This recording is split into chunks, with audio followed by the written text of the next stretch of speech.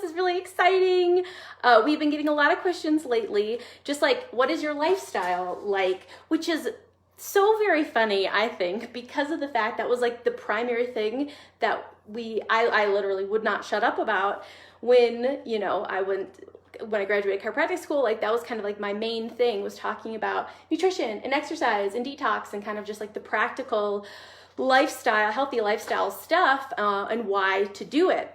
And then we've obviously shifted gears and started talking about all sorts of different things regarding mindset and spirituality and the German new medicine stuff. And so we haven't been into like the practical or letting people know what we do for our healthy lifestyle, but we want to do a video about it today. And so there's just so many wonderful things to talk about. Yeah, it's funny. I mean, we got into healthy living, or being conscious about the health choices that we make, because I think there's a lot of people who lead lifestyles that are other than ours that I wouldn't say are unhealthy. Do you know what I mean? But we started making deliberate choices with regard to those things that are commonly considered important for one's health, would you say? Right, yeah. Years. I mean, for me, it's been, or actually, I remember 2008 was the first time I really kind of got health conscious. I read, I forgot to turn the heat off. It's kind of noisy. Read a book called The Warrior Diet by a really neat guy called Ori Hofmeckler. And it's kind of like the original one meal a day kind of thing. And he was talking about, I remember, phytoestrogens and all sorts of stuff. And it freaked me out. Like I really was like, oh shit. Because he put it in terms of like, listen, it's messing up your endocrine system kind of thing. And so that I got really interested in that. And then obviously went to chiropractic school. It was health all the time. And I guess self-optimization has always been really interesting to me. I like it when eating is like doing something cool, and it's not just eating, like I'm eating a specific thing and I'm doing it for this purpose. And here's this, I enjoy that immensely. And I'm very aware that my experience of being not regimented exactly, but having a reason for doing the things that I'm doing, that experience in and of itself is very enriching for me. And so I thrived on that.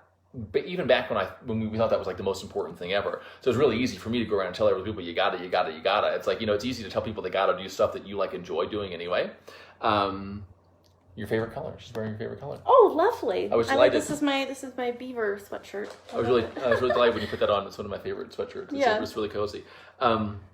I just always enjoyed this stuff. You know what I mean? It's like I love that feeling of like doing extra stuff. And it is funny how as we've gotten away from thinking that matters as much as we did, and as we've moved more towards the mind, and as we've moved more towards like there's more to life than eating salads kind of thing. There's more to life than trying to force other people to eat salads too. It's interesting how that stuff is carried over. There is like an intrinsic and an inherent value to it. And so I think what we're going to talk about this today is just like the stuff we do. And I would say that it's personal preference, not professional recommendation in almost all case. This is just the stuff we do.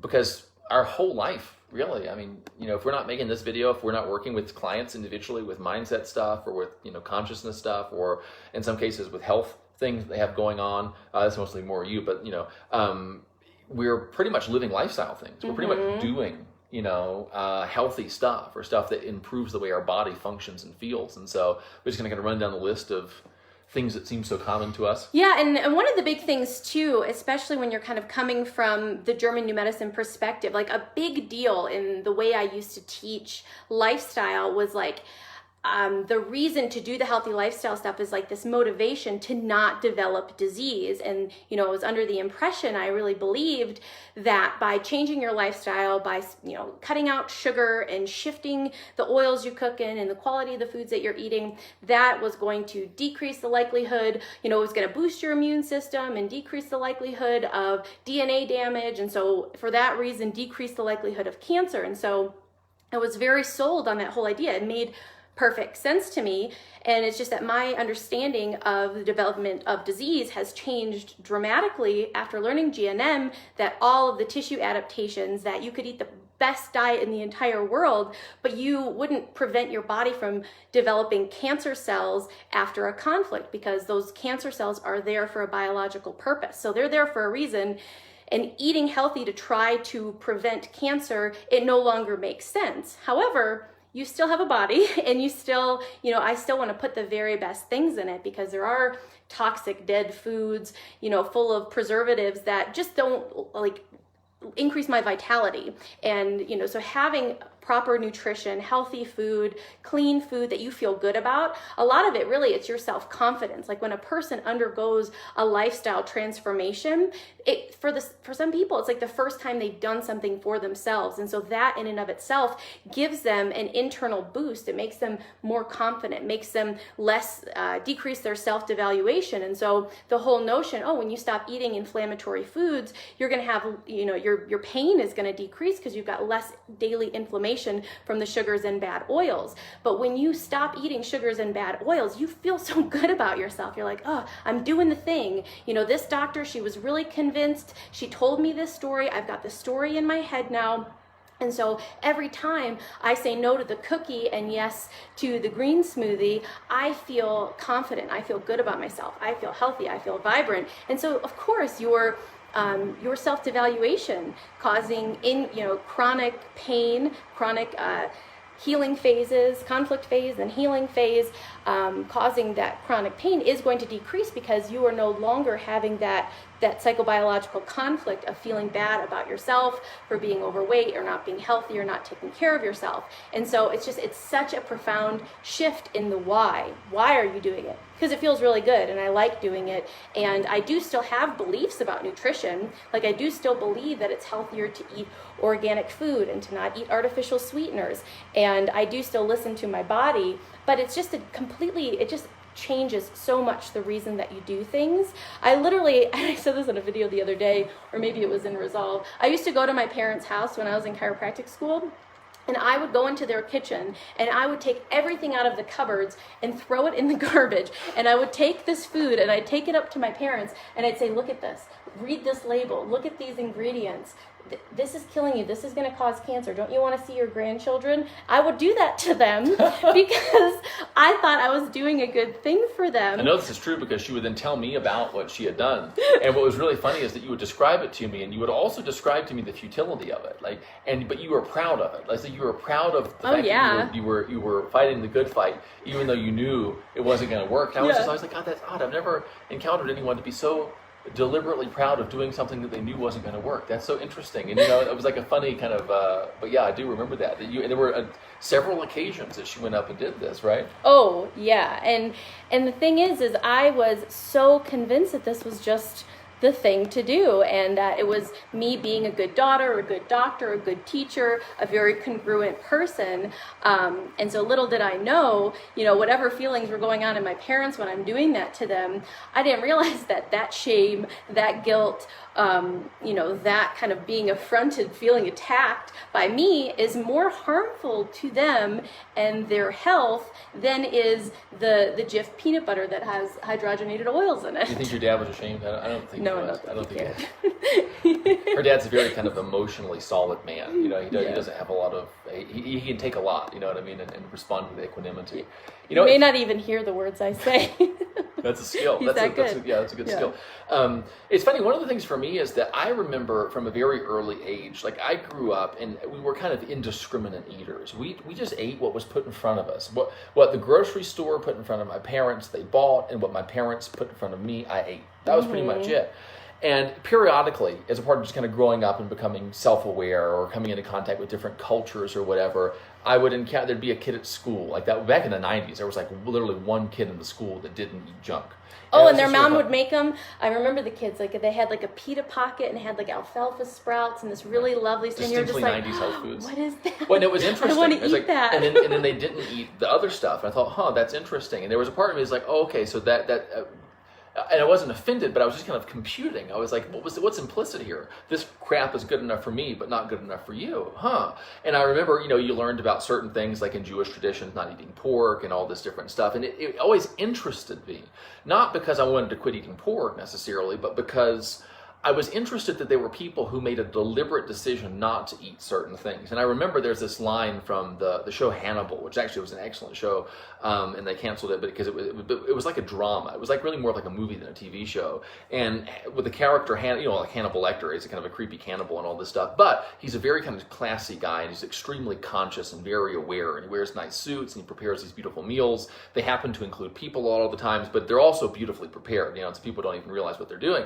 And he said, that in a conversation with someone else, I'm very careful about what I put into my body. And as a consequence of that, I end up preparing most of my meals for myself. And I heard that, and I was just like, that really spoke to me. There's a self-concept there, and I know that for me, and I think sometimes this comes off in kind of a pompous and an off-putting way, not for me, obviously, because I'm never pompous or off-putting, but, certain people, whether they're paleo people, or whether they're vegans, or whether they're, I don't know, pick something else, sort of just anti-carb people, which I guess is kind of paleo people, but there's other ones, they're almost evangelistic or offensively kind of like in your face about it, and I think sometimes that's an inelegant expression of a kind of self-concept, a kind of pride that comes along with being conscious about what one is putting into their body. You know what I mean? Mm-hmm. And sometimes that, it's kind of like if I introduce self-confidence into a person in a certain state of consciousness, that might manifest in an unattractive way based on other things that are going on with them in their life. But it's an enriching kind of thing. And I know for me, it reinforces, like it matters what I eat. It's kind of like the awareness challenge that we just did. It matters what I think about. And so I measure it and I pay attention to it and I discern and I discriminate between this thing and that thing. And I really believe that in religious tradition, there's these interesting theories about language and monitoring language and not using profane language all the time. What's the point? Like, why do we have words that are taboo words that you're not supposed to say?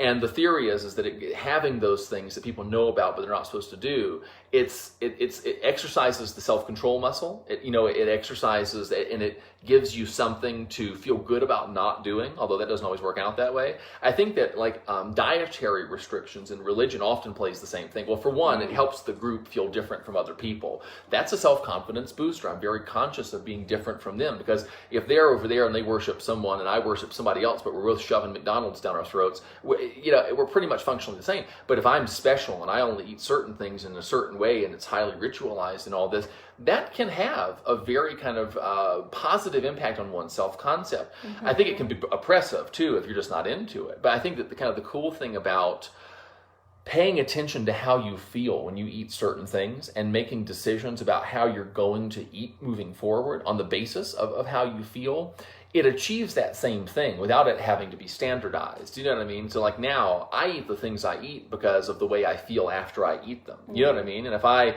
ate a Snickers bar and felt as good as I do after eating like a homemade date snack or something like that, I would eat a Snickers bar. It wouldn't matter to me. I happen to feel better after I eat certain things, and that's why.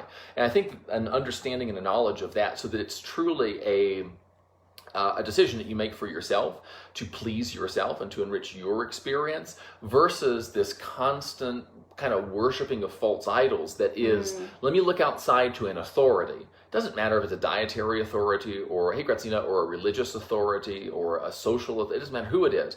Let me look outside myself and find out what I ought to be doing. Should I be eating bacon for breakfast every day, or should I be eating a vegan diet all the time? I need someone to tell me so I can feel okay about what I'm doing. I feel like we're deprived of that kind of experientially derived decision that really kind of affirms that we are the measure of all things in our own life. And I think that discovering that for yourself is a really important thing. I eat what I eat because I've decided to eat those things. And I've made that decision on the basis of how I feel, not on the basis of what some researcher says based on crunching some numbers about this population and that population and what's going to happen to me if I don't or do or whatever. I pay attention to me and how I feel, and I eat on the basis of that. And I think that kind of there's a kind of a mystical underpinning really to all of the lifestyle things that we're going to talk about here.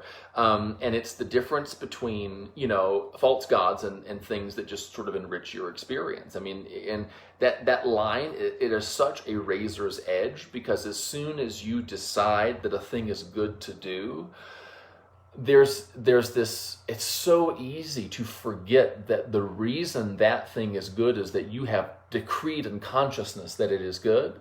And so I give something the life of my consciousness. I give it my blessing. You know what I mean? And then it's wonderful. And I forget the fact that it's wonderful because precisely I have given it my blessing. Do you know what I mean? And I then basically, so rather than just flowing power to it, I give a bunch of power to it, and then I seal it off as if the power were intrinsic to it. If it's crystals or astrology or special diets or vitamin C or magnesium, whatever, I attribute to that thing power that belongs rightfully only to me. And that's what it means to kind of create a false God. That is to set something up outside myself and go, oh boy, look at that. Beautiful. Is it a golden calf or is it a bottle of, I don't know, psyllium husk powder? It doesn't matter. It's the same shit. It's the same stupid stuff, that ends up leaving me feeling disempowered or leaves me experiencing myself as less powerful than I am. So for me to do these exercises, to do this nutrition stuff with a deliberate and a conscious, it's because I say so. It's because I say so. It removes that onerousness. And actually, paradoxically, I do, when I realize I don't have to do this stuff, I do it a lot. I do it with much more enjoyment. I do it with much, because I'm not oppressing myself with it, because I haven't, made nutrition the king of my life. Anything that you make a king is going to turn into an oppressor. It's going to turn into a tyrant. And it doesn't matter how wonderful it is, if it's yoga class, if it's exercise, if it's running or whatever. If I make that thing Lord of me, I'm gonna regret that decision. I never want to turn over power to it. It's kind of like, it's sort of like democracy in a sense that you want to have elections every so often where you decide whether you can keep this habit around, and you don't want to be beholden to it. And so I think that is a huge thing, because a lot of people, they just were so behavioral oriented. We're like, oh, what do? They eat this and not this. Okay, is that? And it's almost implicit that like you should do that too. Literally, that's not true. It's experientially derived. That's the main lifestyle choice. If I were going to teach someone one thing about lifestyle, it would be figure out what works for you, and also self-persuasion, not self-coercion. Because if the subconscious mind is kind of like the feminine aspect is one of the things that you talk about, and it's like it's like male-female relationships in real life. Is that you can push a woman around or a girl around or a lady around for so long, and then you can't anymore, and then you end up I don't know, either out on the curb or you end up in a ditch somewhere because she snaps and just takes it. Your subconscious mind is that way too. It'll put up with your coercion. It'll put up with your bullshit. It'll put up with your pushing it around and you're slapping it around and you're treating it in ways that are less than what it deserves to be treated for exactly as long as it will and no longer. And so one of the things for me is that if I decide that I want to do something and there's a part of me that's not inclined to do that, there's a habit, there's an unconscious pattern or whatever, I want to engage in self-persuasion. If I got workout on the agenda for today and I don't feel like working out, I'm not going to force myself to work out. I'm going to sit down and persuade that subconscious part, that kind of, the part that doesn't want to go. I'm going to persuade that part to come along with me. It's much better if I can persuade Melissa over to my way of thinking than if I just force myself. Because if I persuade you and I don't succeed, it's fine. I win. You know what I mean? Like we just do whatever we compromise on. But if I force you and I get my way, I'm going to lose. And if I force you and I don't get my way, I'm going to lose there too. And so I think that persuasion thing is a huge part of this. And it's so huge, and I love this line, and it's such a good mantra. It's like, nothing is good or bad, thinking makes it so. Nothing is good or bad, thinking makes it so. And if you truly, truly believe that, and you don't just say it, and it's not just something that sounds really nice, but you don't really believe it. It's like, if I, this is actually, I thought really, really funny, because I used to kind of scoff at my mom when she'd pray over this really unhealthy food that she's eating and bless the food to my body. And I'm like, yeah, right. That's crap. You shouldn't be eating that.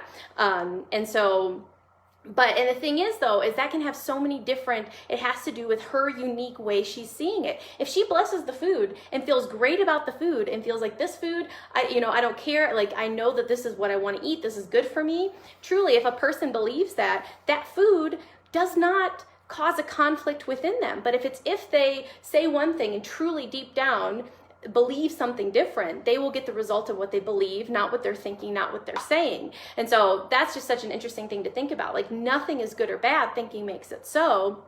That makes it so, this is a big thing with us in going out to eat. We literally would never go out to eat. And anytime we did, we both would have a skin breakout. We'd have acne.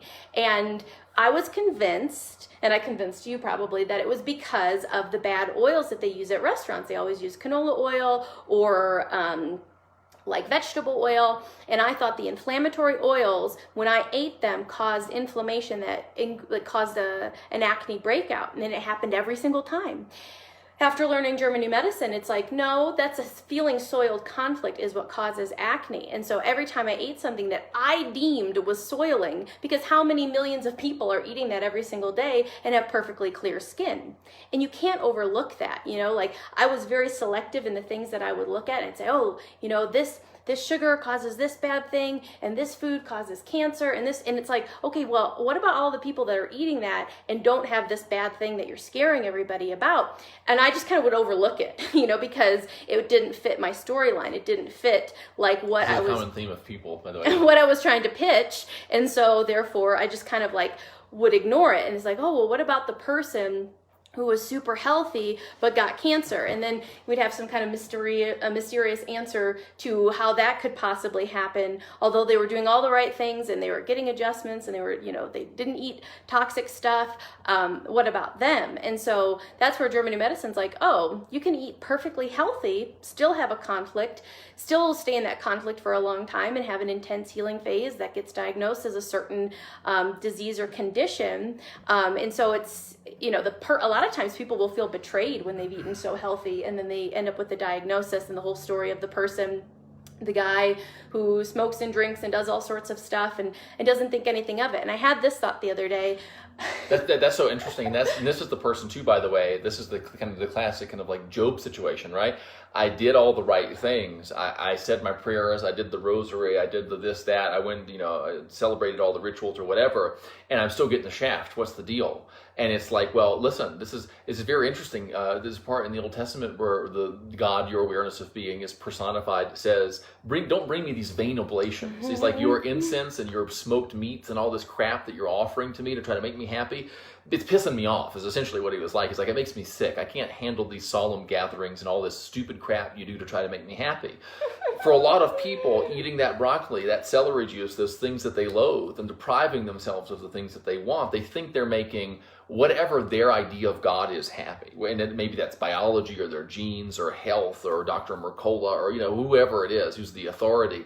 You think that you're doing the right thing, and it's like, look at me, look what I'm doing here. It's like, let me go help my neighbor, and let's see if God is looking, kind of thing. Let me eat this nasty food that is anathema to me, that I don't like. Who do you think it is that doesn't like that? It's consciousness. Do you know what I'm saying? Who's been around for longer than you? Your awareness of being. Who's been around for longer than your awareness of the fact that some people think certain things are healthier than others? The awareness of being itself. And if there's one thing that, doesn't, if that part of you doesn't like it, that really isn't a very good sign. And so I think that that's actually a really good measure. If I check in with myself, and if I'm expecting an external reward for the things that I am doing, like if I'm expecting my body to behave a certain way forever because I'm doing this exercise, I'm making a mistake. Because one thing, I'm conceiving myself to be one who has to do those things in order to achieve a certain outcome. That's a mistake. That's a problem. The other thing, though, is that why am I running around chasing after what I already have? Mm-hmm. And there's no amount of, and this is one of those things too, there's no amount of I can't, and if I want to grow something, I have to plant a seed. You know what I mean? And there's no amount of just picking fruit that will take the place of planting a seed. You know what I mean? If I pick 1,000 apples and I just take them somewhere and I don't plant those seeds, I'm not going to get a new apple tree. Picking fruit does not naturally or automatically give rise to the growing of another tree. I have to plant the seeds if I want to grow that thing. And I think recognizing that your behavior, my behavior, this is this inescapable reality. Behavior and everything else, because behavior is not this bottleneck through which our imagination has to pass in order to manifest itself in our reality. I think that's a common misconception, is that my thoughts only matter in as much as they impact my behavior. But, I think consciousness has ways that we know not of. Have you ever had weird stuff happen? People come to you and you didn't do anything to facilitate that. So I think it's important to realize that there are other avenues through which our awareness of being, our imagination, our thought about whether this is good for us or not can impact us. But even if you are kind of fixated on behavior, because behaviors do matter, nutritional choices if I eat a salad or if I eat a bag of M&Ms, it's like those are different experiences. I feel different physiologically. I feel differently about myself. I found that I expect to feel differently in the next 24 hours, lean versus not so lean, or trim and fit and vigorous versus kind of blah, why did I do that? That expectation is significant as well. And I think that we behave in a way that's in accordance with our consciousness and our concept of self. And so if you're stuck on the idea that physical behavior is the only way that things manifest or that things occur, where do you think the behavior comes from? That was one of the big things for me. I'm coming from my concept of self. And so even if there are foods that are intrinsically or inherently healthy or not, and I'm kind of agnostic on that point, it doesn't matter to me. If my consciousness, my concept of self is a good one, I'm going to eat in a way that I need to eat. It's just going to happen. It's going to take care of itself. If my concept of self is of someone who is in the wrong, or someone who's always behind, or someone who is unhealthy, or someone who, and the other thing too is that when people have health issues in their life, you know, and they learn about law of attraction, or they learn about this imagination, this consciousness, and all this stuff, the assumption almost seems to be that they sat around worrying about getting sick, and that's not really true. Is the body is an emotional filter, and the way the body translates negative emotion, the way the body manifests or translates an awareness of being something you don't want to be, I don't have to sit around and meditate on the idea of a specific illness to conjure that thing up. Do you know what I'm saying? That's not that. Just like I don't have to sit around thinking to myself, I'm gonna try too hard to be affable and say something really offensive to so and so. It's not specific like that. It's like conscious. I just have to go around being aware of being an awkward person, or a weird person, or a misunderstood person, and it will manifest itself in myriad ways. And so I think that like there are these kind of low-hanging fruits of misconception that allows a person who's interested in dismissing this idea to dismiss it. Like, oh, you're saying, I never thought about that. I never thought about getting sick. I never thought about that. It's like, well, it's not that. It's that basic kind of consciousness, that awareness of being. And I think one thing that helps me to understand that is, what is the experiential relevance of what I'm doing? What's the experiential relevance of my illness? What's the experiential relevance of eating this thing that I feel I shouldn't eat, or not eating this thing that I feel I should eat? That's the answer, because that's the kind of like the skinny, or the lowdown, or the kind of like just the facts, ma'am, about my state of consciousness and how it's manifesting in my life. It's not my bank account, or my weight, or my relationship status, or what my body is saying to me in physical sensations. It's the experiential relevance of those things. Guys say, oh shit, my knee, I'm in big trouble here. I've got to get this together. I've got to da-da-da-da-da-da, or I'm this old and I haven't found a mate, or I feel that, you know, that is the experiential relevance. It's because, you know, for some people a diagnosis is inconvenient because they're like, I got other shit to do, I don't have time for this. And for other people the diagnosis is relevant because it means they've done something wrong, or they're being punished by God. For other people it's relevant because they say, oh my God, my duty to this. You want to look to the experiential relevance of the situation that's going on in your life. If eating healthy is something that you want to do, and you aren't doing it, I would look at what's the experiential relevance of actually eating healthy. Like when you do it, what's your experience of that? What does the impact on what it's like to be you? What is it, positive and negative? Also look at the experiential relevance of not doing that which you have deemed to be good. This is as happy as the man that doesn't condemn himself in that which he allows, you know? So if I am unhappy, I'm condemning myself in something that I allow, whether that's the doing of something bad, or I've deemed bad, or the not doing of something I've deemed good, necessary, appropriate. What's the experiential relevance of that to me? What am I saying to myself as a result of not eating that salad, or eating that Snickers bar, or whatever it may be? Pay attention to that stuff, because that's the root of these things. We're so distracted by the extraneous outside things, but I'm behaving from experience. I'm not behaving from fact. I'm behaving from experience, and I'm not going to be redeemed by facts either. I'm going to be redeemed by truth, this identification with my ideal. And so I think that like getting at that is going to help you cut through. It's going to help you find what's relevant in this conversation for you. Yeah, it's not the kale. I was going to say, can you see how we like this video is about like what's our healthy lifestyle? What do we do? But we're so reluctant to even tell you, because it's like it doesn't matter. Like what we do is just what we do. And, you know, it's just our lifestyle. We've paid attention to what makes us feel good, what makes us feel, you know, not so good. And we have crafted our entire lifestyle around that. And what's the concept of self there? There's I am the measure of all things. What it is like to be me matters. It matters that the quality, the character of my experience is good. It matters. I mean, it's even like examples like we used to think carbs were bad. And then we thought carbs were fine. And then I was sort of like, God, you know, I'm tired of eating rice. I'm tired of eating this bread. But you thought it was fine. And you know what I was doing? This is narrow is the path. You know what I'm saying? And broad is the way that leads to temptation, which is making something other than yourself the measure of all things. You were sitting there happy as a lark eating all this rice. I guess I liked it. It was a habit, but it just wasn't wasn't right for me. I didn't feel good physiologically. I knew I'd feel better if I was eating something else. And I would sit there and say to myself, but Melissa thinks it's fine, and we've decided that it's okay, and da-da-da-da-da-da-da. So I have been distracted from the ways. I'm not paying attention to me and what's true and right for me, and I'm not following, it's just a cliche, follow my bliss, you know what I mean?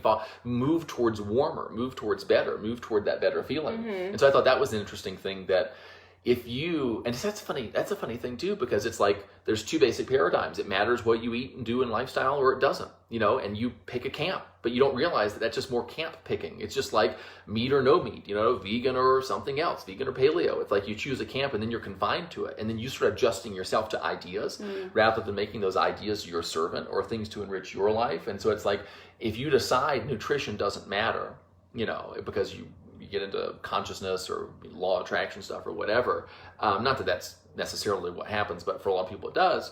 If you decide nutrition doesn't matter and you find yourself feeling better when you eat certain things, how quickly can you say, I am the measure of all things. I like eating blueberries. I don't know what to tell you. I like drinking chamomile tea. I like, doing this supplement, that supplement. I like doing these cleanses. I enjoy those things, so damn it, I'm going to do it. That's honoring that's honoring God. That's honoring your consciousness. It's honoring your awareness of being, doing that which you are inclined to do. And it's like you can turn anything into a false god. You can turn anything into oppression. As soon as you look at an idea and say, oh, that idea is pretty, it's like you see a nice dress or a nice suit or something on the rack. It looks good on the rack. It's like, whoa, that's a nice looking thing. And you put it on and it feels good at first, and so you buy it. Just as you say, you buy into the idea, and you wear it home, and you start noticing it's a little tight on the abdomen, or maybe it's a little constricting in a certain place, or you can't move some way that you want to move. Do you start saying, I need to change my body so that this feels more comfortable? Do you say to yourself, I need to endure this discomfort because I like the way this dress looks? Do we do this in an idea when the idea begins to confine us, whether it's nutrition is important or nutrition doesn't matter?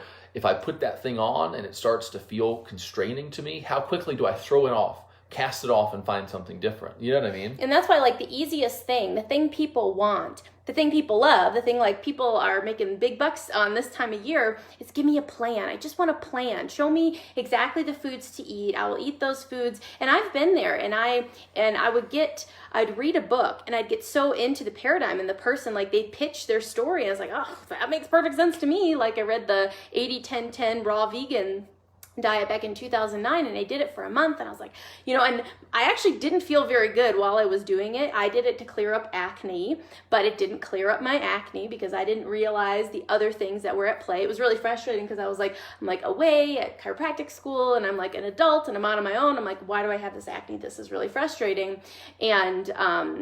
And so there's some guys at school that were doing 80-10-10. I was like, oh, I've got to do that. And I felt like, I was like, oh, this is the right thing. But I physically didn't feel good when I did it. And then I started reading about another diet, and it was more paleo and meat and fat. And that was like completely the opposite of this diet that I was doing, those 80% carbs. So I was really conflicted for a while, and it didn't feel good no matter what I ate. And so I was like, God, I don't know if, these people are saying eat like only berries and very little fruit. These people are saying eat, 30 bananas a day and pineapple and all of this like high sugar fruit. And so I was conflicted until I wrapped my mind around, decided I'm going to go with like the paleo thing. And then that was the thing that was, I had to do. And if I didn't do, I feel a little pudgy, or, oh, I really need to cut the sugar back out again, or I'm getting too many carbs. And so it's just so interesting to pay attention to like, what story are you buying into? Like who sold you their bill of goods? It was like, oh, if you just do this, you're going to get the results I had, but it's not. It's so much more about your experience. It's 100% your experience. What do you believe? How do you feel about every meal that you're eating? How do you feel when you have a cheat meal? What do you say to yourself? And so, that's why, the work that we do, it's kind of more indefinable. It's an absurd notion, by the way, the cheat meal. That's the stupidest idea I've ever heard. What are you cheating when you have those meals where you're cheating yourself of the enjoyment of that meal by calling it a cheat meal? I think that's that's the thing, is that like, that's what you're doing, and it's... Well, I mean, some people tell themselves, oh, I'm allowed to eat that, so they can feel good about eating it once a week, but I can't eat it every day. So This is my cheat meal. So, I mean, again, it depends on how they're looking at it. I think you set that parameter up and it works once or twice and feels good, but there's a lot of times when on Wednesday you want to eat the sugar, and then on the cheat meal day you don't want it, and I think that's one of the things too, is that ability just to like respond to that. And I think another big thing too is engineering inclination. because I found that like I can get myself through persuasion to want to do things that will feel good to have done. And if you want that, you know what I mean? If there's certain things you just want to do, and I think that's I do a lot of stuff. There's a lot of regimens that I stick to in terms of exercise and diet and stuff, but I want to do those things. There's a tremendous source of positive. For me, if I eat, let's say, some candy or something that's not great, do you know what I mean? For me, not eating that is not depriving myself. Eating it is depriving myself of the sensation of having not eaten it. You know what I mean? And for like exercise is not enduring exercise. The thing I have to endure is the sensation of having not moved as much as my body likes to move. And so when that shift occurs, if you want to be, and you know, somebody was on a post that we posted not too long ago about how, well, that level of fitness isn't realistic for the average person. That level of leanness or that amount of exercise isn't something the average person can do. And that's bullshit. I am the most average person you would know. I just got really good at not doing that, not acting like it. You know what I mean? Like I was an overweight kid. I was non-athletic. I couldn't do the mile. I remember being embarrassed because I couldn't do the mile run in elementary school. And there was this lean, fit jerk named Ryan who just was like a gazelle who just ran around that thing. And I was like, that son of a bitch, I hate that kid. And so and I wore oversized shirts. I didn't have a good self-concept. I had a dumb haircut when I was a kid. I liked Star Wars, and so I was nerdy, and I was an only child who lived in a neighborhood full of old people. And so I was about as average as you could get. I mean, Apparently. I forgot. You guys seen the video of that little cute little redheaded kid who's at what is he being interviewed at the carnival or something? Yeah. And he says the word apparently a lot, and he goes, and apparently it's my first time at the park, and First time on live television. Apparently, it's so cute. Yeah, it really Go is. watch it. Just Google apparently kid, and it will come up.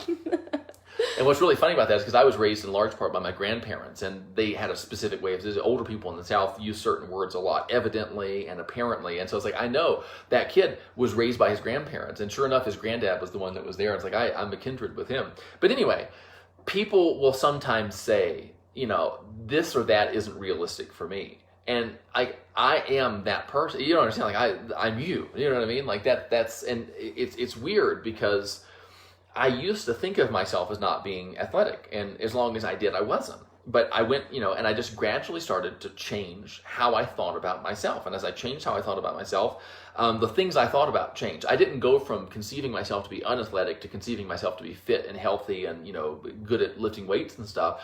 What happened was, as I got into the doing, and this is the virtue of a lot of this good lifestyle stuff, as I got into the doing, I didn't start saying, oh, I'm muscly, oh, I'm fit, oh, everything's great. I started thinking about the exercises themselves. I started thinking about the goals I had set themselves, and that was the thing that cared. That is thinking from the idea of being what you want to be, because most people who have, let's say, physiques or bank accounts that are the envy of other people, they don't sit around thinking about their physiques and their bank account all the time. Those things are taken for granted, and they are presuppositional ideas from which those individuals think. You know what I'm saying? And so that's one of those things for me is a lot of the times if it's a stretch for me, if I want to go into a new area and create something new in my life, whether it's a new habit nutritionally or a new habit in terms of exercise, if I'm a size this and I want to be a size that, if I want washboard abs, if I want more muscles or whatever, it's hard for me to conceive myself as that when physical reality seems to deny it. Do you know what I'm saying?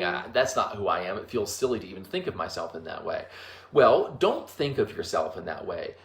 Conceive yourself to be that thing, which means thinking from the place of being that already. And that's one of those really wonderful things about modeling. The reason it's so powerful to get around people who have what you want is that you suddenly start to pick up on the little things that they think about. And the way that you get to be what you want is not by thinking about what you want, it's thinking from what you want, which is thinking as the person that you want to be. And the person that the version of me that doesn't eat candy doesn't think about not eating candy. The version of me who does a lot of exercise thinks absolutely nothing whatsoever of all the exercises that he does. And then people will say, God, it seems like you do working out all the time. I'm like, well, you got to do it this way, and there's nothing really to it. It's like someone who's really expert at like playing poker or pool.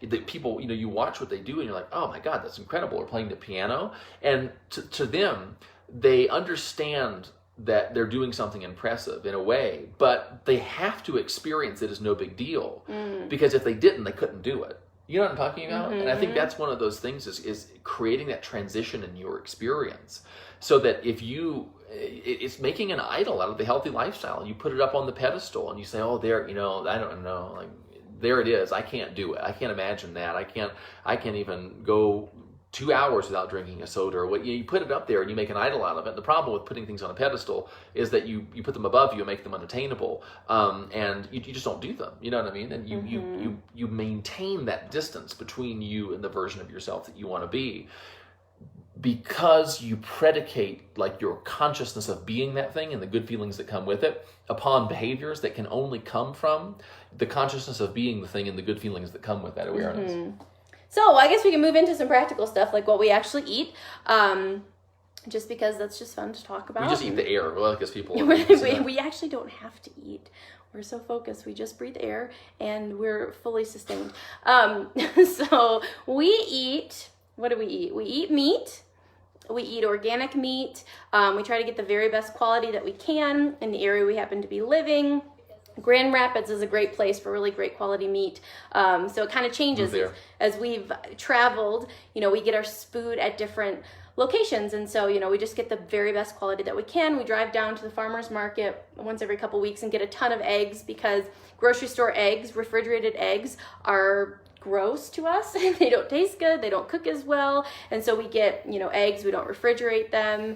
From the farmers market, we get organic produce. We have a salad that we make pretty much every day that has bell pepper, kale, grape tomatoes, broccoli, onion, sun-dried tomatoes. We just put olive oil on it as a dressing, salt and pepper. So we always have a salad pretty much. Broccoli Rob, if you're still here, Jamie, we actually at the grocery store the other day, we went to buy the broccoli, and Melissa goes, "Broccoli Rob," and here comes trouble. And so yeah, we do that every single day. We always have the salad because it's kind of like, it's very much a staple food for us. We have it no matter what. Very rarely will we not have it. We will put avocado on it sometimes. Oh, we get sauerkraut. I love, really into sauerkraut for a while. I still am. I like to ferment and make my own, but we left all of my ball jars when we moved across the country, so I haven't been fermenting my own. So I'll buy, Trader Joe's has a great one. And there's vodka in here, in case you've always been wondering what I've been drinking. Not really, it's water. Steve never drinks alcohol because it doesn't make him feel good. He drinks a lot of water. Okay, we'll go back to the food stuff though. So we always have a salad with our dinner, and then we'll have some type of meat, chicken thighs, chicken breast, steak, grass-fed ground beef. I do well with the fat. I like fat. It works for me. Sorry, I got a text message there about really important information. I like, I do well on that. I've tried different things, and what works for me, lots of protein and a reasonable amount of fat. And that's not an ideological thing, I mean, it's a personal experience thing. And I found in the past, like I eat a fair amount of food. And so when I would have a small portion of protein, I would find that I would eat carbohydrates until I was full, but I didn't really want to be eating carbohydrates. And so the thing that I tried to do was just to say, okay, what if I could eat anything I wanted? What if I just ate what was satisfying to me? What would it be? And it ends up being mostly protein and fat, and most of the carbs will come from, I like squash a lot. Squash for me is a really nice source of carbohydrates, because breads and rices and stuff like that, if I eat it after exercise, like immediately after, especially like if I'm like hiking or running or something like that, my body just seems to go and just get those carbs, and they're just gone and they feel great. But if I'm just doing kind of like regular daily life stuff, strength training and things like that, and I eat carbs, I just don't feel as good, because I feel like it's not what I need. What my body is wanting is protein, based on personal experience. And I've experimented with a bunch of pretty much every diet that you can think of. And that's just where I feel best. Yeah. And I think it's really interesting too, and this was something that I learned from someone in the German New Medicine group, is that Dr. Hammer believed that there was something to the blood type diet, which does make sense. Like ancestrally, where did the people that you came from, where did they live? What was their lifestyle? Eating in accordance, and your lifestyle being more in accordance with that, because there are subtle differences between you and I. Also, like Ayurvedic have the different categories of people, and like fat burners and kind of body composition, typical body composition. So I think there is so much to that. You can learn little things about yourself just just to try to optimize, like what would make me feel best? Because I feel like so many of us have lost that because we've got so many diets and plans and, different like tracks in our head that we don't really pay attention to how we actually feel. And I think that the Ayurvedic and maybe the blood type and these different, finding these things out about yourself can help you figure out, oh, what makes me feel best? And so Steve, like, he thrives on drinking a lot of ice water. Like, he loves to drink water. I've noticed that, like, if I drink too much fluid that doesn't have like salt and sugar in it, that doesn't have like electrolytes and balance in it, I get really, like, my hands get cold, I get agitated, I get really grumpy. And so I read a book called Eat for Heat, which was just such a paradigm shift from how I had been eating before. And so I was like, okay, well, we drink coffee. And so if we have coffee, before, when we would drink it, we would just drink it plain. We'd have like plain organic black coffee, and it would dilute me so much that I would get really cranky. But if I had like a piece of, like, if I had like pretzels or like a piece of Ezekiel toast with like peanut butter and jelly on it, organic peanut butter and jelly, that like I'd feel so good and I could still like have my coffee. Which is very important. Yeah. Well, that was the thing too, is like we go through phases with coffee. Sometimes we'll cut out coffee. For a while we cut out coffee and drink just yerba mate tea. We're kind of back on coffee because we enjoy it. It's kind of a ritual. We do bulletproof coffee currently. So or always some type of organic coffee or the actual bulletproof from the company. We put grass-fed butter in it, the brain octane oil, and collagen powder. We also put baking soda in our coffee to neutralize the acidity. That we just found that we really enjoy it. So I have baking soda in my bag. So if we ever get a coffee out, we always put a little in there, because otherwise it feels almost like really acidic and dirty in the mouth. So it's interesting too. So periodically I'll not have coffee. I mean, it's not a decision that I make. It's just an inclination that I have, is that I just won't drink coffee because I want to know I can function well. And I'm fine. I mean, remember when I just stopped drinking coffee, I felt pretty good, even immediately afterward. The big thing for me though is I don't like to eat breakfast. I don't like I feel sick if I eat cooked food for breakfast. But what's really great about the bulletproof coffee is that you get a fair amount of calories and a decent amount of protein and some fat too in your coffee, and so you don't have to eat. And so I have the bulletproof coffee in the morning, and we enjoy it. It's kind of a ritual. We sit around and read and talk about the day and stuff. But also I get enough nourishment so that I can go work out. I can do active. If I would try to work out on a totally empty stomach, it's not ideal for a lot of the stuff I like to do. But I don't like to have food in my system either. But that is an absolutely just perfect, a little bit of a nourishment without putting that kind of like digestive burden on myself. And so that works really well, right? So we'll have that breakfast. And I add maple syrup and salt to my bulletproof coffee, because it just like, it's so balanced for me. Like, it has all of, like, it's got the fat, the protein, the sugar, the salt, and it just feels very balanced, and I feel very good. And like, for me, the way I know if I've had too much like fluid, if I'm too diluted, is if my hands are cold. And so pay attention to like the warmth of your body, because it's a big clue into whether you're in a conflict or whether you're relaxed and in a healing phase. Like today, well, last couple of days, our dog has had a few conflicts. Like, it had a big itchy problem and redness on his belly, and then he threw up, and so he just had all sorts of stuff going on. And when he wasn't feeling good, like, I felt his paws were very cold, and then we took him for a run today, and he's feeling so much better, and now his paws are warm. And so it's such a good thing to pay attention to, the warmth of your body, because if you're cold consistently, that does indicate something about your conflict activity, and then also like what's going on with your metabolism. Because if you're really diluted and you're drinking a ton, like if you're even drinking a ton of like green juices or something, you can really cool your body down in a way that can make you grumpy. Well, it's interesting too, because your blood pressure tends towards low, and my blood pressure tends towards medium high. And so it's interesting too that like I'm drinking water all the time. I'm thirsty, a lot. And I'm putting salt on everything. And she used to give me a hard time about drinking water, because it was like, you don't need that much water, because I think you were imagining what you would feel like if you guzzled down all the water that I do. Yeah, but so it's like that respect for like the fact that we've got different kind of needs. And so, I tend to eat more carbs throughout the day. I'll have like snacks. So we've been doing this thing where we make like a homemade hot cocoa in the afternoon with coconut milk and cacao and dates and cinnamon and a little cayenne pepper, and like it's just a lovely thing we've been doing since it's been snowy. But I'm like, I need something salty, and so I'll have like organic tortilla chips. So we always buy organic things. I don't think anything we buy is non-organic, but yeah, we get the healthiest version of things that I feel good about.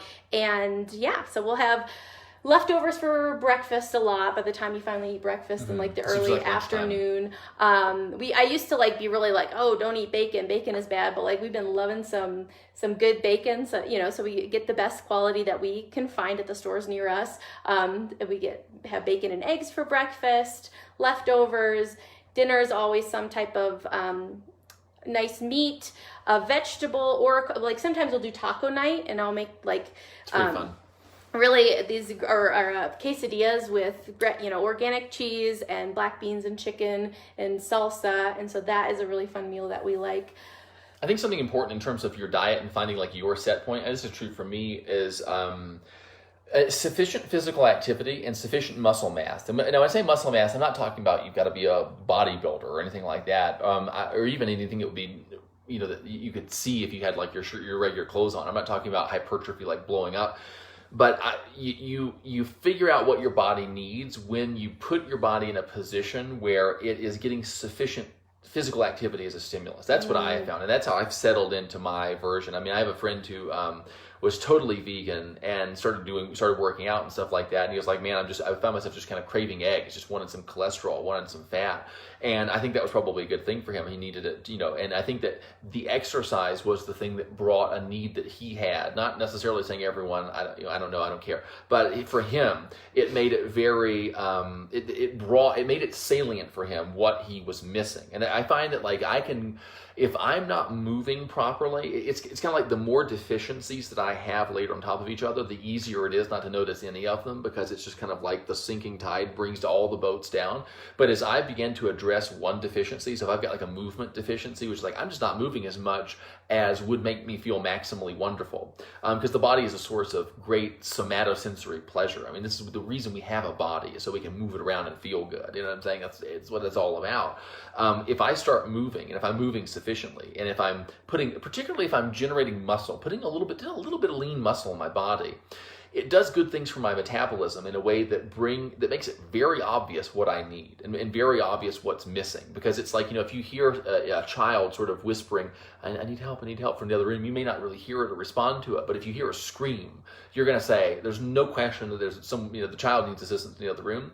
I find the body is that way too. And the way you get the body screaming for what it wants is, for me, put it in a caloric deficit, not by eating less, unless you just have a habit of eating way, way too much, but by just getting that basic amount of physical exercise. And the wonderful thing about putting on muscle mass is that, one, it just feels good. It feels good to have a body that responds to you. And when your neurology sends an impulse to a part of your body, for there to be muscle that can kind of squeeze back, it's like if you're holding your partner's hand and you kind of give them a little squeeze and they squeeze you back, it's nice. And, or if you give someone a handshake and it's kind of a wet fish, it's not satisfying. Living in a body that doesn't have enough muscle tonus to kind of squeeze back when your brain sends a signal, it's like shaking hands with a wet fish. It's like my mind is shaking hands with a weak handshake, and it just isn't as satisfying as a good firm grip, So I find doing that's really useful. Put a little bit of that lean muscle mass on you, and it will be constantly, where it's like a little factory, a little mitochondria, and they're constantly burning calories. I love to eat. And I love one of the things that got me into exercising in the very beginning was that I could be lazy having exercised in a way that I could sink deeper into the couch after exercise than I could before, no matter how hard I tried. And there's this wonderful Russian proverb, which is, he that does not know how to rest does not know how to work. And I think that you could, that what that means is, if you can't relax, if you can't get yourself to a place where you're just like, oh, I'm going to start worrying about whatever, and you're just, fuck it, I'm too tired. I'm too blissed out in wonderful physical exhaustion. It's probably because you don't know how to work your body. And I don't mean like slave drive, I mean like work it, make it work for you. And that for me has been, there's another really great quote from Frederick the Great, which is like the physical body is made for action, and the activity is the sovereign cure for all ills, emotional, melancholy, stuff like that. I found that to be true in my own life. And it's kind of just let your body be a body. Let your body be a body, because if you don't, your body tries to be a mind, and it tries to take on all the shit that we've got going on, and all the worries and all the concerns and all the different stuff. If you let your body be a body, it'll stay out of your mind's business, I find. And the better my body feels, the more my mind kind of does what makes sense. It's kind of like, I don't know if this is a good example or not, but I know that there's I've known a lot of men in my life that were real jerks until they met the right lady. And when they met that lady, it just kind of like softened the rough edges, and they were still effective people, but they were much more pleasant to be around. And for me, it's like my body is kind of like the counterpart to the male mind or something like that. My mind can be a real asshole if he's all by himself and lonely and doesn't know it. But if he's got this body here that like it treats him well and it inspires him and it evokes the best. My body evokes the best from my mind. My mind doesn't evoke much from my body.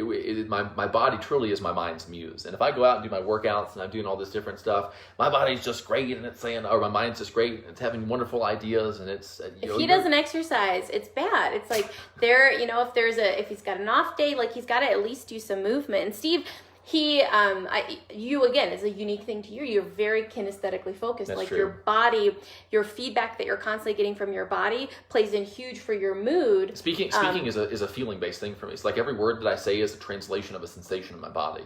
You know what I mean? And for me, it's more like pictures in my head. So like it's very different for me. I've noticed for myself and my own relationship to exercise, at first I did have to conceive myself as a person who exercised because no one in my family exercised. I mean, until I started hanging around a particular chiropractor I started working for. And I was like, oh my gosh, she exercises and she's really fit. Maybe I need to start doing that. And so my relationship to exercise is like, I had to think about myself. I used to feel so weird running. I didn't think I could run. I was like, no, it was not part of my self-concept, but I found I really enjoyed going to like exercise dance type classes because I saw myself in a mirror. When I could see myself in a mirror and I could see the changes in my body and I could see my body do certain movements, that was very like it worked for me. Makes a lot of sense being visual. Yeah. And so those have always been my favorite type of exercise. For a while I got into doing like really like short bursts of exercise multiple times a day. An office that I was working at had like a gym with it and we'd like work out with patients all the time. So it was like, we do 15, 20-minute workouts and they were just so intense. And I worked out all the time, but I wasn't like in love with the way my body was as a result of those exercises. It just, and I kind of got a little disillusioned with it because I was eating perfectly and exercising all the time, but I didn't like love the results. And so it was kind of, this should be working for me. I should be in like my favorite type of shape, but it just wasn't. And so it's when I've gotten back into the things that like I innately like, like the dancing, the, Pilates. Lately I've been going to yoga, which I really enjoy. And it's a big difference too, to do something like yoga when I'm used to like, oh, I gotta just bam out this workout really quick and do like, as many push-ups as I can in 30 seconds. And now it's just like literally go as slow as you go as slow as you're breathing. Breathe really slow, go all the way, and so it's been really good for me to just kind of slow down and do something different. But I also like sprinting. I have found my body has really wonderful results when I do high intensity sprints. It's just really fun. Again, it's good for me visually. It helps me like get out of the house and kind of get out ahead of my thoughts. And so emotionally, mentally, it's really, really good for me too. We don't sprint as much when it's snowing just because of like the sidewalks and stuff, but and I miss it. But yeah, that's really good for me. That's a good question here. If you crave bread, how do you tell if it's a true carb need or an addiction? For me, the measure that how do you feel after you eat it? And I think that one of those things, if you've never gone without it for a while, and you're interested in finding out, because I have this thing where I want to pierce my present experience and I want to see what it's like around the experiential corner. And so I would, if I were wondering about this, I would taper down in my carbohydrate intake and replace it with something good, some kind of good, some other macronutrient, protein, some kind of fat, you know what I'm saying? So that the caloric intake is basically the same, and you don't have to get your calculator out. You can just kind of do it by feel. And I would see what happens and how you feel when you don't eat as many carbohydrates. And then I would even maybe, once you get ready, experiment. And the key thing about this too, and the reason I don't eat carbs that often, one way of describing the intellectual reason is that I don't feel as good when I do, but the real daily reason that I don't eat many carbohydrates is that I have a lot of meals I love to eat that don't include many. You know what I'm saying? If bread and pasta and rice or whatever is a constant, if it's omnipresent in my diet, and then I decide I'm not going to eat those things, the experience of not eating those things is going to be one of kind of borderline panic and desperation. And my brain's going to say, well, we need to eat something, and you're going to scan through all the things that you eat. And you're going to say, shit, I can't eat one of those things. I'm not going to eat anything until you get to a point where there is this gremlin in your stomach that goes up to your brain, takes over, and you've gone to the bakery before you even know it. And so I think that you need to kind of figure out, what I would do is I would look at how do I feel most of the time, and I would then see, like, if I weren't eating all this bread, what would I be eating instead? Figure out what the kind of acceptable substitutes are, because if you're craving a thing and you're hungry, it's not going to work. You're gonna eat it. You know what I mean? But if you can find a substitute, it's like if I am used to eating, like I like to eat, like what are the sardines, or what are those little fish we eat? Mm-hmm. The sardines. I like to eat little sardines, but we like that. We were eating sardines with a kind of like quinoa brown rice noodle. Quinoa brown rice noodle, and it was delicious. But I kind of was like, maybe I'd feel better. I don't need all these carbs. I'm not running that much these days, and so you substitute something else in instead, like some broccoli, some nice buttered broccoli, or cauliflower. That's really nice. And especially put some flavor in there too, like a little garlic and the cauliflower. I think really like it for me. It helps with satiety. It's like some of these wonderful Indian dishes that you can't eat very much because the spice and the flavor is so that it has a satiating effect, so that you actually eat less, and then see how you feel, because you might find yourself still wanting a little something. I'm not hungry, but I'd like a little something sweet. I'm not hungry, but I would love to eat a piece of bread. That feeling you can normally control a lot better than I'm still hungry and I'm craving bread, I'm going to eat it, And the point of this, by the way, is to not go without bread. The point of it is to see how you feel when you don't eat those carbohydrates. You may find that you feel better. You may, switching different types of carbohydrates matter. I know for me, like, for whatever reason, date sugar, I like it a lot. I don't know if it's because it's got more fiber in it. So I don't know if it's a balance and a ratio thing. There's so many things that matter. The metabolic environment into which you're introducing the food. Have you exercised today? Have you exercised in the last hour? That makes a huge difference for me, particularly my body's like carb tolerance. Mm-hmm. How quickly. So there's this thing about, like, if my physiology is as it is, and I eat a carbohydrate, how long does it take for my physiology to be as if I hadn't eaten a carbohydrate at all? If I eat a fat or a protein, it doesn't take one's body very long at all to get to the point where it was basically as if it hadn't eaten one. But for a lot of people, when they eat carbohydrates, it takes their body quite a while to get back, in terms of insulin and all this different stuff, get back to where it would be had they not eaten that carb. You know what I mean? And for me, it depends a lot upon the context, right? The metabolic context into which I'm introducing that bread. It's not just Steve and how he does with bread. Steve, who was in a caloric deficit yesterday and who did a lot of working out and who ran this morning, it's different when he eats bread than Steve, who hasn't exercised for 3 days, or Steve, who's had carb aplenty for the last 3 days consecutively. And so it really is kind of a personal experience. And watch out for foods that you say, oh, I know I'm going to be bloated after I eat this. Like, hello, pay attention to how you feel, care about how you feel, and just paying attention is so huge, because sometimes you'll have a story in your head that's so contradictory to your actual experience that you're like, I don't know what to do. Like, I'm really craving meat, but this ideology that I have says it's bad. The animal was hurt. Their sad, scared energy is going to go into me if I eat it, and so I am denying something that, like, I kind of innately feel like my body needs, because the story I'm telling myself.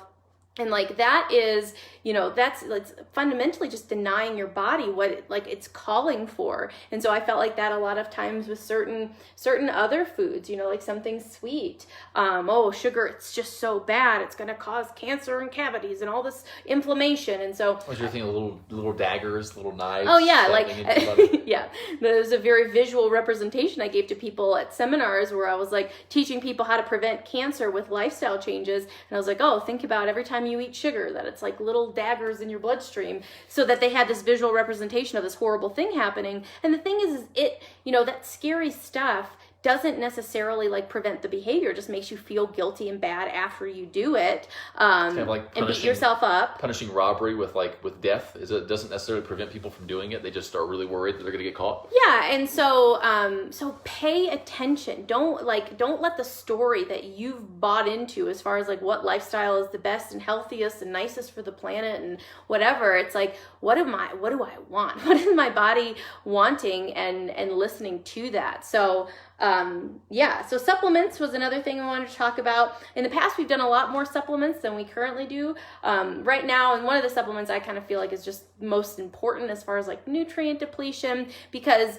from the German New Medicine perspective, there are like building block things that organisms need, and having proper nutrients, if you don't have those nutrients, you will develop those conditions that we hear about as far as nutrient deficiency.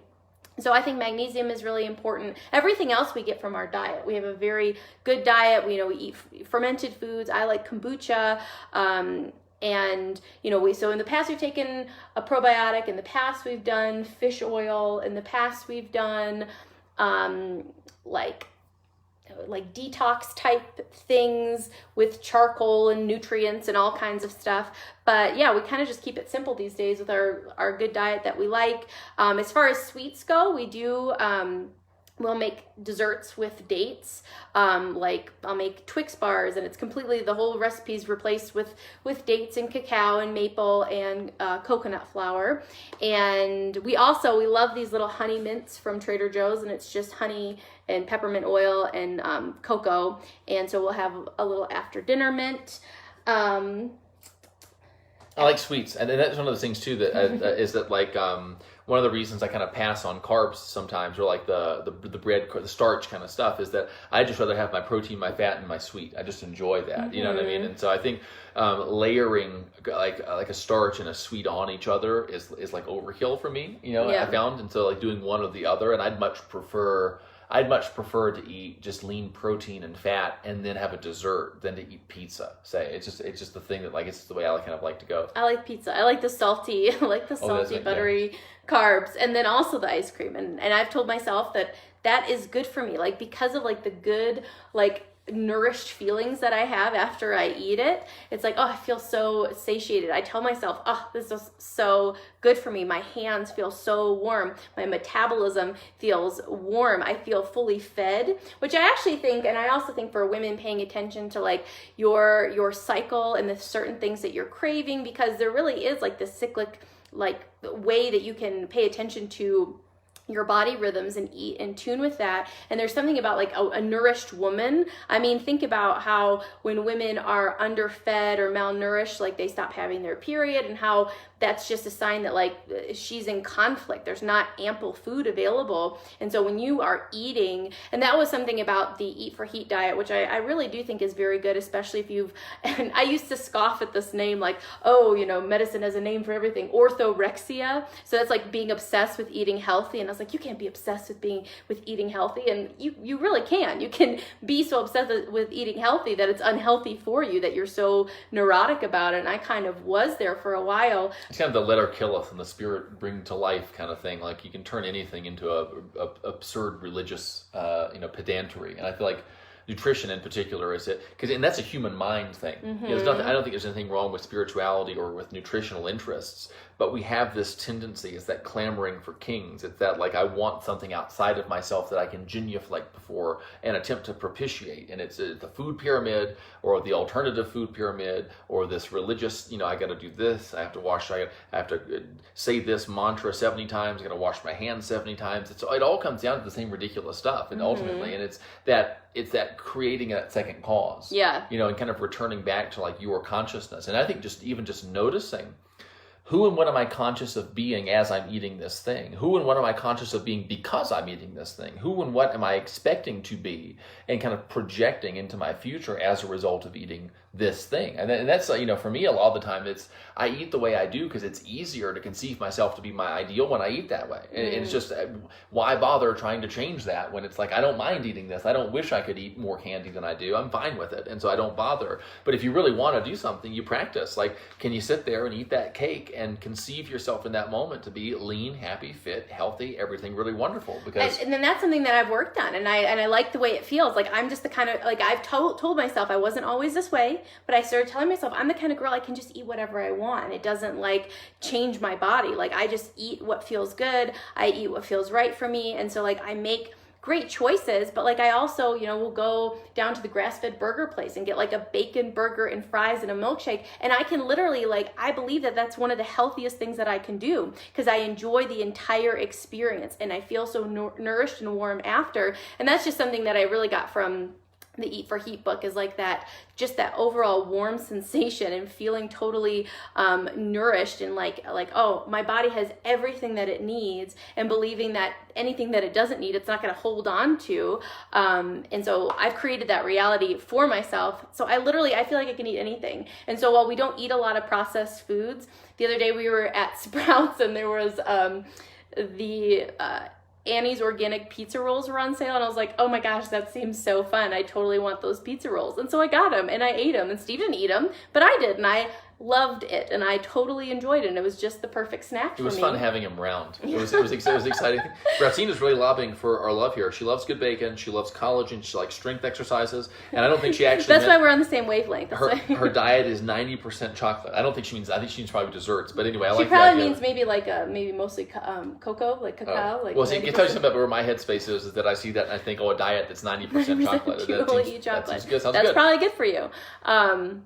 So yeah, those fun foods, like I enjoy eating fun foods that make me feel good. I love things homemade from scratch, especially better than things that are packaged or pre-made. They taste better. Yeah, and they taste so much better, and it's kind of a fun experience. And so I plan, when we have a bigger kitchen, I want to like ferment and make my own sourdough bread, and because I love doing stuff like that. It enriches my experience. I want to have my own chickens. And I think one of those things too is like when you define something as virtuous or good, and we all do this, and there's nothing wrong with it, but we say, oh, eating that's better than eating this. I enjoy, this is kind of this in Hebrew, there's this yetzer hara. It's this part of us, the naughty part. It's the wayward spirit. It's the part that whatever I define as good, even if I define it as good, even if it's not you or someone else who told me it was good, even if I decide it's a good thing to do, there is a part of me that is nourished by the doing the opposite of those things. And so I think honoring that part and like not trying to beat it up or anything like that. It's kind of the salt in the stew. It's the part that makes things interesting. It's like what we're doing. We're paying. I haven't eaten fast food since I think probably 2012. I think, and it was a rarity then. It was earlier for me. Maybe it was, but 2012 is when I wanted to do it. When we were going out to Michigan, and you wouldn't let us, remember? And we wanted to go to Wendy's. And so we did get Tim Hortons donuts. So it's this weird. It's arbitrary. But like the thing is, like we're playing like fast food chicken with each other, where we're like, hey, you want to go to Chick-fil-A? Like we drive. I've never eaten a Chick-fil-A, and everyone talks about how good it is as far as fast food goes. And I really like potatoes, like fries, like waffle fries. Sometimes it sounds really good, and we talk about it, but we've never done it. And this is inconceivable for us. I mean, this would be. Like if you were to look at a chart of our dietary behavior, this would be such an outlier that you'd have to scroll out on the chart. I mean, It would be a bizarre instance of aberrant behavior for us. But I think stuff like that is good because you don't want to become a pillar of salt. You don't want to become kind of stuffy in your own good behavior. You don't want to become so good you're good for nothing. You don't want to adhere too closely to your ideals. And I like there is this. It's true. There is this kind of like. Because it keeps you from getting too stiff. You know what I mean? It's like you got your favorite position. I love this chair. I'd rather be in this chair than anywhere else in the world. You still want to get up and move around a little bit. You know what I mean? And I think that like, yeah, you want to add a little. You want to do a little of the things that aren't the good thing to do. Because it I don't know. It's like it relieves a little pressure. It keeps you human in some sense. Yeah. It's it's kind of like shifting gears or something like that. It just feels good. And I think the thing too is like it allows you to come back to making a conscious decision. Like Melissa and I think part of the reason our relationship is as good as it is that we make a very conscious decision to stay together. It's not, and that's why we're not married. You know what I mean? It's why we kind of renew and we say, would you like to hang out with me today? With some regularity, you want to keep doing this thing. You want to stay together like the new year. I was like, what, do you want to hang out in 2019? I think you said, yeah, apparently, because here we are halfway through January, right? But anyway, it's this constant conscious renewal of the things that we're doing. And one of the nice things is sometimes I like to check in and like to eat some gross, like not good chocolate or some kind of, something that I wouldn't normally eat. And I like to say, yep, still like not eating that. Yep, still like being healthy there. And sometimes I'll lay off my exercises when I'm not scheduled to, and I'll say to myself, yep, absolutely, still enjoy sticking to that routine. Well, boy, I've learned that at kind of a deeper, newer level. And I think just letting that be, let the awareness that you would have preferred to do it the way you normally do, let that be enough. And eschew punishment, leave off punishment. The thing, just skip the punishment and trust the awareness of your preference to be sufficient to kind of propel you to a new level of behavior. Yeah, I think that's really good. I actually think we've got like 10 more things on this list. You want to wrap it up here and then continue next time? Yeah. We hope you guys enjoyed this video. Let us know if you did, if you're interested in more of the lifestyle stuff, or if we just should get back to the consciousness and spirituality, even though it was woven into every part of this. I think just, the big takeaways are like, pay attention to yourself and why you do the things you do and what feels good and what doesn't feel good. I guess practically from the German New Medicine perspective, like as far as like during healing, it's important to have plenty of protein, especially if the type of condition that you are dealing with has to do with old brain controlled tissues, like lung, or like a lung tumor, or something going on with your digestive system, the thyroid. The body needs protein to build things up to support the bacterial decomposition of what was built up during the conflict phase. So protein is important, but eat things that feel good to you, eat things that nourish you, eat things that, like you feel good about, because everyone still has a belief system. You're not just going to completely replace one with the other. So you have to work with the belief system that you're in and kind of expand into a new belief system if you want to. If you want to believe that you can eat everything, you're not going to be able to get there overnight. You're still going to have reservations and be conflicted. And when you're conflicted about the food you're eating, you're going to have some type of biological conflict, whether it's digestive issues or separation conflict. All sorts of stuff can happen if you're just like going by the book and you're not paying attention to your experience. So Tori once in a while will eat some, she'll eat some bad things that other people probably eat every day. It's nice, you can go get a candy bar or an ice cream cone and you can like listen to me and Mrs. Jones while you eat it. It's sort of like, we both know that this is wrong. Sort of like you're doing something naughty. You're doing something you shouldn't do. It used to, you remember when you would come home from and this is really funny. I found some semi-healthy-ish peanut butter cup wrappers in the car. Justin's peanut butter, yeah. And Melissa called it a fatty secret. Yeah. It was like a little like, this is my fatty secret, because you're not supposed to eat any sugar in the kind of the world we were living at that time. But it was this really funny like little delight, and you could tell that you thought it was bad, but your thinking it was bad almost enriched the experience. And it wasn't like serious bad. I wasn't like, oh my God, what's this? I don't know who you are. Get out of the house. It was a hilarious little like kind of opportunity to do some ribbing. And I said, I can't believe you've been eating peanut butter cups without me. I'll have to do a video on that sometime, Jamie, about my thoughts on PMS, struggle for you and your sister. You don't want to know what I think about that? That's a big thing to pay attention to too, because there are, I've gotten to where it's literally no big deal. Like it used to be a big deal, or I'd have cramps, or I'd be really crabby and really argumentative, but like I've completely shifted away from the things that led to that, which, from the GNM perspective, it's like a womanhood, sexuality, femininity type conflict, and when it's active, and then your estrogen drops off halfway through the month, it can cause all sorts of, moodiness, cravings and all of that. But when you kind of are cool with all of that and you resolve that conflict, you can pretty much do, I still pay attention to my cycle, and I pay attention to when I want to work out, when I don't, the foods I want to eat. And I know that if I'm a little like grouchy, it's like, listen, I know I'm kind of irrationally grouchy right now. Sorry about it. I think I'm just having a little hormonal flux, but I've got the awareness so that I don't like get sucked in by that tendency to be grouchy. But and the amount that makes it possible or makes it easier for me to not accept an invitation to fight or pick a fight on the basis of something that you did, it's night and day. Because when like if and it's the same thing for me too. Like because I think that men sometimes are in similar situations. It's not the same, but sometimes guys are feeling bad physiologically, and that causes them to interact with people in their life in ways they wouldn't otherwise. And so I think we do have that in common. And I would, if I can say to you, I'm just feeling a little grouchy or irritated because physiologically I'm off, haven't exercised, I'm feeling really hungry, I'm just super tired. it's almost like even if I do kind of go unconscious and be a little bit of a jerk at some point or another, you don't experience that as me really saying that's the way things are. Do you know what I'm saying? It's like if you acknowledge or you say to me, listen, I'm feeling a little crabby, and you might even say why, or because of this, the time of the month or whatever. If you then are maybe short with me or rude to me or just kind of not receptive to something that I say or do, that would normally kind of upset me or whatever, I can just say, oh yeah, she's not saying that's acceptable behavior. She's not actually saying that I ought to be quiet or whatever. It's just the state she's in. And it makes it so much easier to just no big deal it. You know how you can write, it like gives you permission to do what you ought to do anyway, which is just write these things off as products of the state that the person's in. But when you have that capacity to acknowledge it, it makes it much easier for the other person to not feel the need to defend themselves or go after you or whatever. And so I think there's been a significant change. And it does most of it comes down to your ability to monitor your state and report to me, hey, listen, might be icy conditions on the road. Watch what you're doing. And then I go, oh, okay, that's right. And then even if you do hit the icy patch, it's just kind of like, oh yeah, well they did say it was going to be some ice on the road today. And it's just not a big deal. Yeah. But I really enjoyed this. It was fun. This talk, super duper for being fun. here. Let us know if you have any questions. We'll pick up on this in another video. Have a great night. Bye.